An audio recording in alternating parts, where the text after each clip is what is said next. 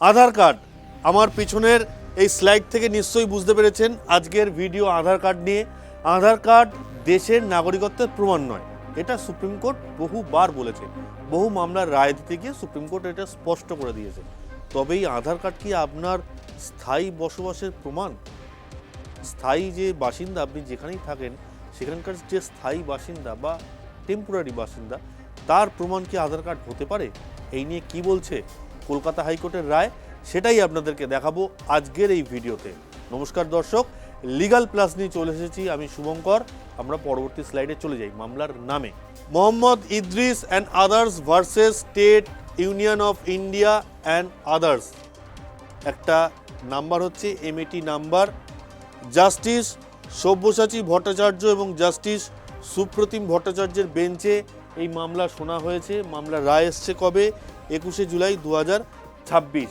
Kolkata dock labour board এবং Kolkata port trust Shyama Prasad Mukherjee বন্দরে কিছু বাসিন্দা রয়েছেন, প্রায় 8,000 বাসিন্দা। তারা যে জায়গাগুলোতে, যে বাড়িগুলোতে থাকছেন, এখানে পোর্ট ট্রাস্টের তরফে বলা হচ্ছে সেই বাড়িগুলোতে তারা অবৈধভাবে বসবাস করছেন। এরপর তারা যান, যিনি মামলাকারী তিনি যান, অর্থাৎ মোহাম্মদ ইদ্রিস, তিনি যান কলকাতা হাইকোর্টে। কলকাতা হাইকোর্টের সিঙ্গেল বেঞ্চ কিন্তু বলে যে আপনারা যে ওই জায়গায় স্থায়ী বাসিন্দা, আধার কার্ড দেখে তার কোনো প্রমাণ হয় না। অর্থাৎ আধার কার্ডে যে ঠিকানা লেখা থাকে সেই ঠিকানা কিন্তু প্রমাণ করে না যে আপনি সেই স্থানের, সেই এলাকার একজন বাসিন্দা। কলকাতা হাইকোর্টের এই রায়ের পরে মোহাম্মদ ইদ্রিস এবং অন্যান্যরা ডিভিশন বেঞ্চে চলে যান। ডিভিশন বেঞ্চ কি দেখে, ডিভিশন বেঞ্চের পর্যবেক্ষণ কি আপনাদের জানাই। ডিভিশন বেঞ্চ, সিঙ্গেল বেঞ্চ যে রায় দিয়েছিল সেই রায়টা কার্যত অস্বীকার করে ডিভিশন বেঞ্চ। ডিভিশন বেঞ্চ বলে একজন নাগরিক কোনো জায়গায়, যে জায়গায় বাস করছেন, আধার কার্ড সেই জায়গায় বসবাসের প্রমাণ হিসাবে, প্রামাণ্য নথি হিসেবে ধরা যেতে পারে, তবে সেটা কখনোই মূল নথি নয়। আপনার পুজো পৌঁছে যাক বিশ্বের দরবারে। প্রতি বছরের মতো এবারও আর+ নিউজ নিয়ে এলো শারদাঞ্জলির সেরা সম্মান 2026। অংশ নিতে সকাল 10টা থেকে সন্ধে 6টার মধ্যে সরাসরি যোগাযোগ করুন আমাদের অফিসে অথবা কল করুন 9836323248 এই নম্বরে। শারদাঞ্জলি শুধুমাত্র আর+ নিউজে। যেমন ভোটার কার্ড, রেশন কার্ড, গ্যাসের বিল, ইলেকট্রিক বিল, এগুলো যেমন একজন বাসিন্দার, একজন নাগরিকের বসবাসের ঠিকানার প্রমাণপত্র হিসেবে ব্যবহার হয়, সেরকম আধার কার্ডও ব্যবহার করা যেতে পারে। আর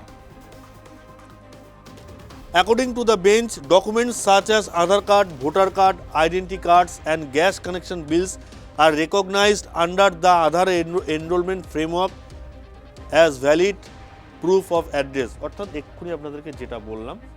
এরপর at the initial stage of proceedings, these documents are sufficient to trigger the safeguards provided under section 4 and section 5 of the Public Premises Act। অর্থাৎ পাবলিক প্রেমিসেস অ্যাক্টের যে সেকশন 4 এবং সেকশন 5 আছে, সেই সেকশন 4 এবং সেকশন 5-এ বলা হচ্ছে আধার কার্ড একজন বাসিন্দার স্থায়ী বসবাসের বা বসবাসের প্রমাণ হিসাবে আধার কার্ড গ্রহণযোগ্য। এই জায়গায় আপনাদেরকে বলে রাখা দরকার। পোর্ট ট্রাস্ট এই জায়গায় কি যুক্তি দিয়েছিল, পোর্ট ট্রাস্টের আইনজীবী কি যুক্তি দিয়েছিলেন?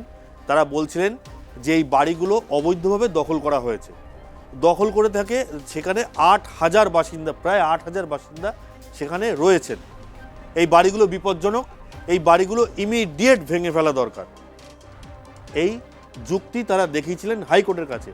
অপরদিকে মোহাম্মদ ইদ্রিসের যে আইনজীবী তিনি বলেছিলেন না, তারা কেউ সেখানে ইললিগাল পদ্ধতিতে বসবাস করছে না, অর্থাৎ অবৈধ নয়। তারা প্রত্যেকেই যে সেখানকার বাসিন্দা, আধার কার্ডে সেই তাদের ঠিকানার প্রমাণ হিসাবে আধার কার্ডকে দেখানো হয়। এই দু তরফে যখন সওয়াল জবাব চলে, তখন হাইকোর্ট কি রায় দিল? The high court has ruled that a notice must be served to each family explaining why the residents are considered illegal encroaches and why they are to be evicted. High court এখানে বলছে পোর্ট ট্রাস্টের তরফ থেকে যে মামলা করা হয়েছে যে তারা অবৈধভাবে বসবাসকারী, তাদেরকে নোটিশ দেওয়া হোক। তারা কেন অবৈধ বসবাসকারী সেটা তাদেরকে প্রমাণ করতে দেওয়া হোক যে তারা অবৈধ বসবাসকারী নয়। A hearing must be conducted for them. একটা হেয়ারিং অর্থাৎ শুনানি দরকার যাদের বিরুদ্ধে মামলা করা হয়েছে, অর্থাৎ ওই বসবাসকারী খিদিরপুরের ডক এরিয়ার বসবাসকারী, তাদের জন্য একটা শুনানির ব্যবস্থা করা দরকার। Each resident will be able to present arguments and evidence in their own favour. অর্থাৎ প্রত্যেক বাসিন্দার, এখানে যে খিদিরপুর ডক এলাকা আপনাদেরকে বলেছি, সেখানকার প্রত্যেক বাসিন্দার অধিকার আছে তারা যে স্থানেতে বসবাস করছেন সেই স্থান যে তারা অবৈধভাবে দখল করে নেই এটা প্রমাণ করার। Measures such as eviction and demolition can only be taken after thoroughly examining all aspects of the matter. অর্থাৎ সব দিক বিচার বিবেচনা করে তবেই ডেমোলিশ করা যাবে, ওই বাড়ি ভেঙে ফেলা যাবে এবং সেখানে যে অবৈধভাবে বসবাস করছে তাদেরকে সেখান থেকে বিতরণ করা যাবে। সব দিক বিচার বিবেচনা করে দেখতে হবে। কি রে, তোর বেশ র্যাশ হয়েছে দেখছি। হ্যাঁ রে, কি করবো বলতো, র্যাশগুলো কিছুতেই কমছে না। অনেক কিছু ইউজ করলাম তবুও কমছে না। তুই এম্বার গৌরীদেবী হসপিটালসে দেখাতে পারিস, ওখানে ভালো এক্সপিরিয়েন্স ডার্মাটোলজিস্ট আছে। গৌরী দেবী হসপিটাল, রাজবাঁধ, দুর্গাপুর। যোগাযোগ 8001003333, 8001113333। The court further stated that the law does not empower the port authority to demolish any building.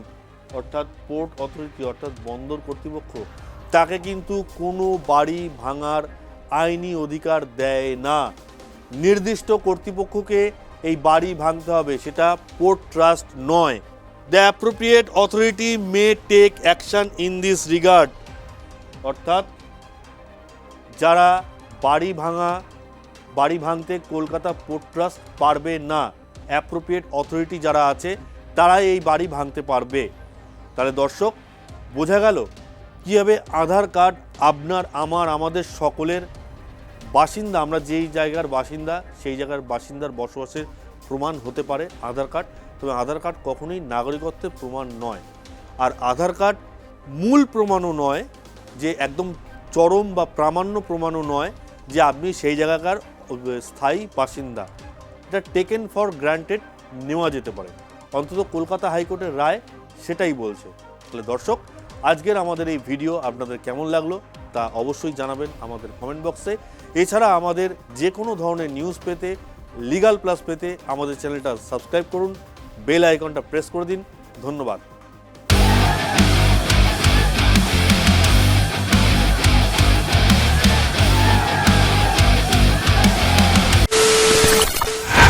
খবরের নামে প্রতিদিন সন্ধে আপনার ড্রয়িং রুমে কি শুধুই চিৎকার চেঁচামেচি খেয়ে আসে?